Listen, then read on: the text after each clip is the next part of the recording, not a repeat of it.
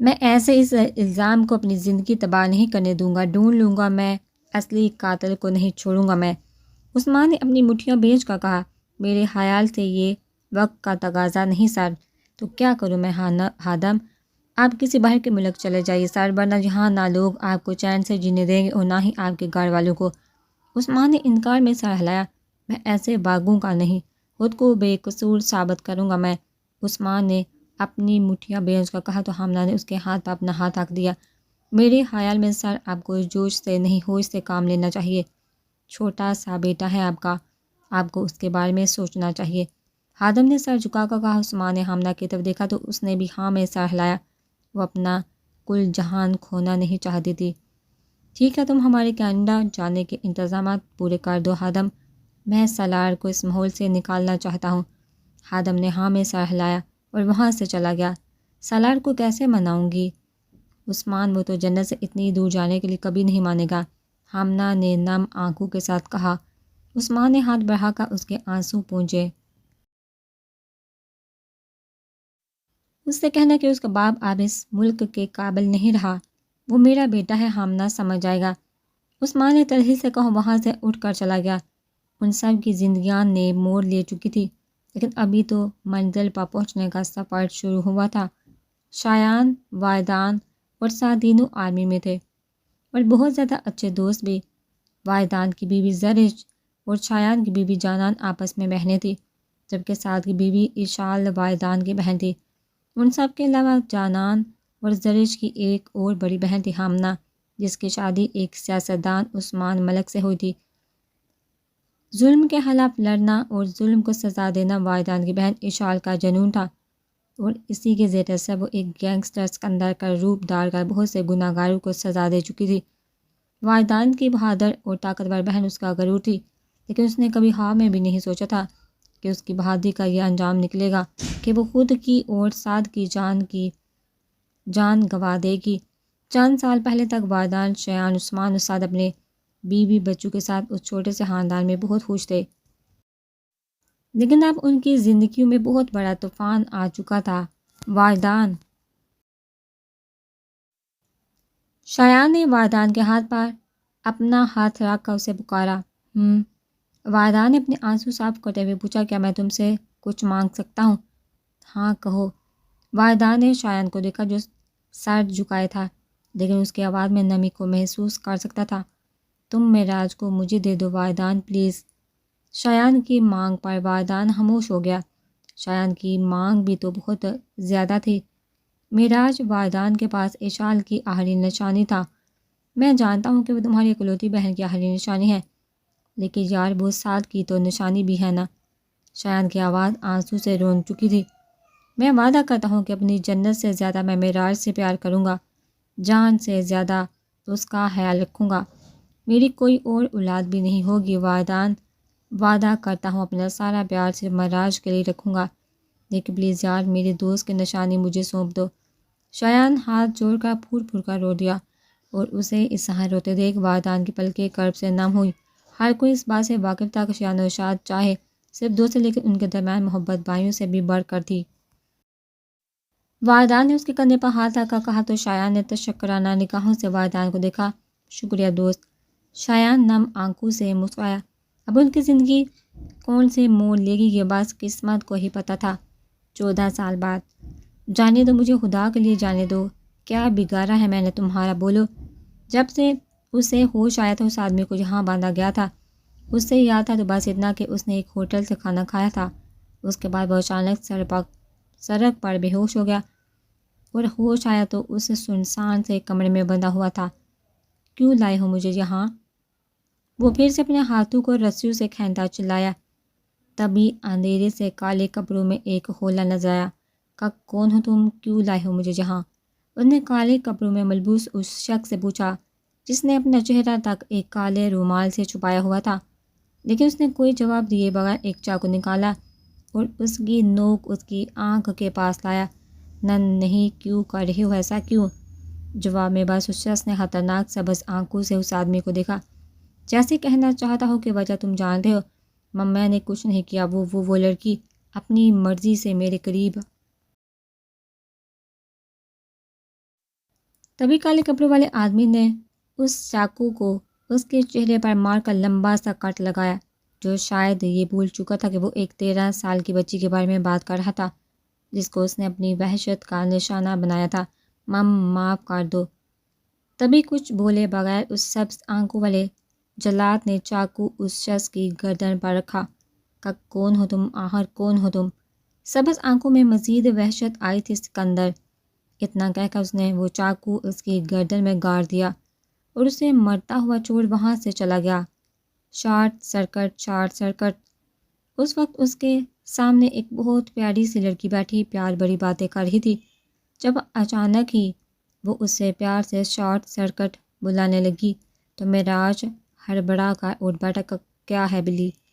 معراج نے نظر کا چشمہ آنکھوں پر لگاتے ہوئے جنت کو دیکھا، جو اس کے بیڈ پر بیٹھی مسکراتے ہوئے اسے دیکھ رہی تھی۔ کیا مطلب کیا ہے؟ لگتا ہے تم بھول گئے، لیکن میں تمہیں خوشخبری سناتی ہوں۔ شارٹ سرکٹ، آج تمہارا رزلٹ ہے۔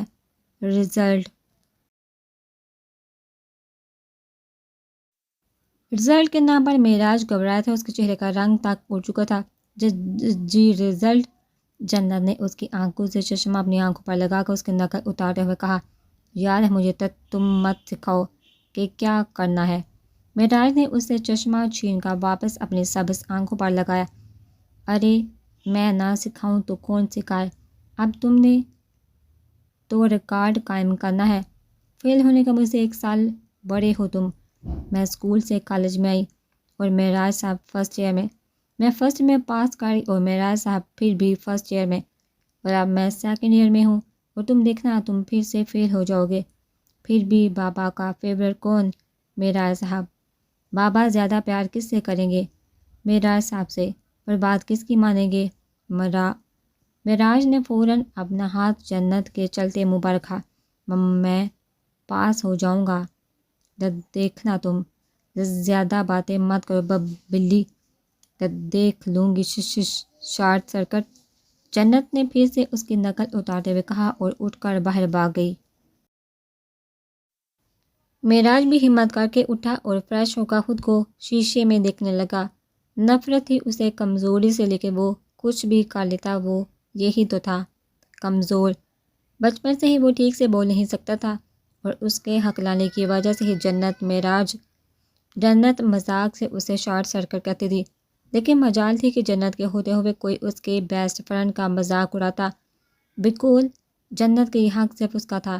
معراج بھی تو اس کی سنہری آنکھوں کی وجہ سے اسے بلی بلاتا تھا۔ شایان نے دنیا جہان کا علاج کروایا تھا اس کا، لیکن معراج کی یہ کمزوری دور نہیں ہوئی اور اب اس کی یہ کمزوری اس کے لیے احساس کمتری کا باعث بن چکی تھی۔ گہرا سانس لے کر معراج نیچے کھانے کی ٹیبل پر آیا۔ اسے دیکھتے ہی شایان نے اٹھ کر اسے اپنے سینے سے لگایا۔ معراج کا قد کاٹ شایان جتنا ہی تھا۔ کیسے ہو جوان؟ شایان نے ٹیبل پر بیٹھتے ہوئے معراج سے پوچھا، جبکہ جنان اب لاڈ سے معراج کا ناشتہ بنا کر اس کی پلیٹ میں رکھ رہی تھی۔ ٹھیک بڑے پاپا، معراج نے ہلکا سا گھبراتے ہوئے کہا۔ وہ نہیں چاہتا تھا کہ اس بار بھی فیل ہونے کی وجہ سے شایان کی نظروں سے گرے۔ تم پریشان مت ہو بیٹا، دیکھنا تمہارا رزلٹ بہت اچھا آئے گا۔ مجھے پورا یقین ہے اپنے بیٹے پر۔ معراج شایان کی بات پر ہلکا سا مسکرایا۔ کھانے کے ٹائم پر رزلٹ کی بات مت کرے شایان، میرے بچے کو کھانا سکون سے کھانے دیا کرے۔ جنان نے لاڈ معراج کا سر چومتے ہوئے کہا۔ ماما، بابا مجھے بتا دے، میں آپ کی ہی اولاد ہوں یا ترس کھا کر کہیں سے اٹھایا ہے؟ جنت کے منہ پھلا کر کہنے والے صاحب کہکا لگا کر ہنسی۔ ہاں نمم، مسجد کے باہر سے اٹھایا تھا بلی۔ آخری لفظ معراج نے بس زیر لب کہا تھا۔ ہاں، اور تمہیں تو گٹر سے اٹھایا تھا نا؟ شایان کو غوطہ پا کر جنت کی زبان چین پر ہی اٹک چکی تھی، جبکہ ان دونوں کی اٹکیلیاں ہی تو شایان اور جنان کا کل جہان تھی۔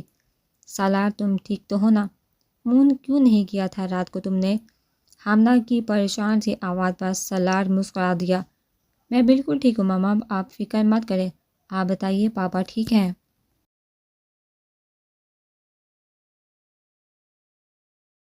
سالار ان کی پریشانی سے بخوبی واقف تھا۔ 1 ہفتہ ہو گیا تھا اسے کینیڈا سے پاکستان آئے ہوئے۔ وہ ملک جو ان کا ہوتے ہوئے ان کے لیے پرایا ہو چکا تھا۔ وہ ٹھیک ہے بالکل. کیا تمہاری جانان اور زرش سے ملاقات ہوئی؟ حامدہ نے عائشہ سے پوچھا. اپنی بہنوں کے بارے میں پوچھا؟ نہیں لیکن بہت جلد کروں گا، آپ فکر مت کریں، اور اپنا اور بابا کا بہت خیال رکھیے گا. سالار نے محبت سے کہا اور پھر اللہ حافظ کہہ کر فون بند کر دیا. فون بند کرتے ہی اس نے الجھن سے ارد گرد موجود گاڑیوں کو دیکھا. سالار بہت دیر سے اس ٹریفک جام میں پھنسا ہوا تھا. آج اس کی پہلی میٹنگ تھی اور پہلے دن ہی دیر سے پہنچا. سالار کو غصہ دلا رہا تھا. اور کتنا وقت لگے گا؟ سالار نے ڈرائیونگ سیٹ پر بیٹھے جمال کو دیکھتے ہوئے سختی سے پوچھا. بھائی اگر یہ کار اڑتی ہوتی تو بس 2 منٹ.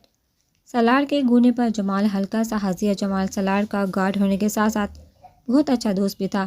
پتہ نہیں بھائی، سامنے پولیس والوں نے روڈ بلاک کیا ہے، شاید کسی سیاستدان کا قافلہ گزرنے والا ہے. سالار نے ضبط سے اپنی مٹھیاں بھینچ لی. اسے سمجھ نہیں آتا تھا کہ جن لوگوں کو یہ عوام اپنے فیصلے سے اپنا حکمران مقرر کرتی ہے وہ بعد میں کیوں انہیں ہی کمتر اور ملک کو اپنی جگیر سمجھ لیتے ہیں. سالار نے ہاتھ میں پکڑا موبائل دیکھا تو سامنے ہی وال پیپر پر جنت کی مسکراتی ہوئی تصویر جگمگا رہی تھی جو اسے چند دن پہلے چپکے سے بنائی تھی. اسے دیکھ کر تنے غصے میں بھی سالار کے ہونٹ مسکرا دیے. ایک سکون سا اس کے وجود پر طاری ہونے لگا تھا. جلدی سے بڑی ہو جاؤ بیبی گرل، بہت انتظار کر لیا تمہارے اس دیوانے نے. آواز پوری دنیا سے چھین کر تمہیں اپنا بنانے آ چکا ہے. سالار نے جنت کو دیکھتے ہوئے بہت زیادہ شدت سے کہا. صاحب اور کتنی دیر لگے گی؟ میرے بیٹے کو بہت بخار ہے. ایک روتی ہوئی عورت کی آواز پر سالار نے موبائل بند کر کے ایک عورت کو دیکھا جو پولیس والوں کے سامنے گڑ گڑا رہی تھی. جاؤ بیوی، چپ کر کے وہاں انتظار کرو، دماغ نہ خراب کرو ہمارا، ایک پولیس والے نے سختی سے کہا اور اس عورت کو ہلکا سا دھکا بھی دیا. جبکہ یہ منظر دیکھ سالار کی بات ہوئی تھی. بھائی رکیے آپ. جمال نے کچھ کہنا چاہا لیکن سالار اس کی سنے بغیر غصے میں گاڑی سے باہر نکلا اور سیدھا پولیس والوں کے سامنے گیا. آدھا گھنٹہ ہو چکا ہے ٹریفک بند کیے، مسئلہ کیا ہے تم لوگوں کا؟ سالار نے ان 3 پولیس والوں کو گھورتے ہوئے پوچھا. ایم این اے صاحب نے آ کر ایم این اے صاحب نے کراس کرنا ہے یہاں سے اور وہ کبھی بھی آنے والے ہیں. آپ خاموشی سے گاڑی میں بیٹھ کر انتظار. پولیس والوں کی بات مکمل ہونے سے پہلے سالار آگے بڑھا اور سامنے لگائی جانے والی رکاوٹوں کو دھکیل کر راستے سے ہٹانے لگا. یہ کام پورا کر کے سالار نے گاڑیوں کو جانے کا اشارہ کیا تو ساری ٹریفک دوبارہ سے چلنے لگی. تب تک ایم این اے کی گاڑیاں بھی آ چکی تھی لیکن ان کے گزرنے کے لیے کوئی راستہ نہیں تھا. یہ شانے کون ہے؟ تو سمجھتا کیا ہے خود کو؟ ایک پولیس والے نے آگے بڑھ کر سالار کو ہلکا سا دھکا دے کر کہا تو جواب میں سالار نے اس کا گریبان ہاتھ میں دبوچ لیا. تمہیں یہ نوکری عوام کی خدمت کے لیے دی گئی ہے، منسٹروں کی آؤباکت کے لیے نہیں. سالار نے غصے سے اس انسپیکٹر کو گڑے ہوئے اس کے کام کا احساس دلایا. کچھ زیادہ ہی اچھل رہا ہے، تو جانتا بھی ہے پولیس والے پر ہاتھ ڈالنے کی سزا. انسپیکٹر نے سالار کے ہاتھوں سے گریبان چھڑوانا چاہا لیکن سالار کی پکڑ بہت مضبوط تھی. یہ دیکھ باقی پولیس والے آگے بڑھنے لگے. تو ہاتھ ڈالنے کی بات کر رہا ہے؟ میں تو تجھ سے تیری یہ وردی چھین لوں جس کی نہ تو تجھے قدر ہے اور نہ ہی اس کا مقصد پکتا ہے. سالار نے جھٹکے سے اس انسپیکٹر کو چھوڑا اور اپنی جیب سے اپنا کارڈ نکال کر انسپیکٹر سامنے کیا جسے دیکھ انسپیکٹر کا رنگ اٹھ چکا تھا. سوری سر، وہ مجھے پتہ نہیں تھا. انسپیکٹر نے فوراً سالار کو سلوٹ کرتے ہوئے کہا تو باقی کے سپاہی بھی ویسا ہی کرنے لگے. سدھر جاؤ تم لوگ، یہی بہتر ہے سب کے حق میں. سالار انہیں وارن کرتا وہاں سے جا چکا تھا. جبکہ یہ منظر دیکھ ایم این اے نے انسپیکٹر کو اپنے پاس بلایا. کون تھا یہ لڑکا؟ سالار ملک سیاسی پارٹی کے چیئرمین ہے سر. انسپیکٹر کی بات ہے پر ایم این اے کے چہرے پر حقارت کے آثار آئے. اتنا کیوں اچھل رہا ہے؟ جانتا نہیں ہے کیا مجھے؟ فکر مت کرے، جلد ہی جان جائیں گے آپ ایک دوسرے کو. انسپیکٹر نے مسکرا کر کہا تو ایم این اے ڈرائیور کو چلنے کا اشارہ کیا. پارٹی کی میٹنگ تھی اور اسے دیر نہیں کرنی تھی. میم میری اسائنمنٹ. ہلکی سی آواز پر ردا میم نے سر اٹھا کر کان سے آنکھوں والی گڑیا کو دیکھا جو معصوم سا چہرہ لیے وہاں کھڑی تھی۔ وانیا، ردا میم کے پوچھنے پر اس نے ہاں میں سر ہلایا۔ ردا میم نے مسکرا کر اس سے فائل لی اور بالکل اس کے جیسی دیکھنے والی اس کی بہن کے پاس چلی گئی۔ لائی ہانیہ، آپ بھی اپنی اسائنمنٹ دے۔ ردا میم کی بات پر اس لڑکی نے نگاہیں اٹھا کر میم کو دیکھا۔ لیکن میم، میں نے تو اسائنمنٹ دے دی۔ نہیں بیٹا، یہ وانیہ کی اسائنمنٹ ہے، آپ بھی دیں۔ ردا میم کی بات سن کر پہلے والی لڑکی آ کر اپنی بہن کے ساتھ بیٹھ چکی تھی۔ ردا میم نے گہرا سانس لیا۔ ان دونوں بہنوں کی پہچان کرنا بہت زیادہ مشکل کام تھا۔ دونوں بالکل ایک جیسی دکھائی دیتی تھی اور جب وہ دونوں ایک جیسے کپڑے پہن لیتی تو یہ مشکل کام ناممکن ہو جاتا۔ میم، میں نے اسائنمنٹ دے دی ہے، آپ ہانیہ سے لے۔ ایک بہن نے منہ بنا کر کہا۔ اچھا تو ہانیہ کون ہے دونوں میں سے؟ دونوں نے ایک ساتھ ایک دوسرے کی طرف اشارہ کیا تو پوری کلاس ہنسنے لگی۔ میں وانیہ ہوں، یہ ہانیہ ہے۔ دونوں کے ایک ساتھ بولنے پر کلاس کے ہنسنے میں مزید اضافہ ہوا جبکہ ردا میم حد سے زیادہ الجھ چکی تھی۔ Silence please. سچ سچ بتائیے، آپ سے ہانیہ کون ہے اور وانیہ کون ہے؟ ردا میم کی بات پر پھر سے دونوں نے ایک دوسرے کی طرف اشارہ کیا۔ یہ ہانیہ ہے تو وانیہ کون ہے؟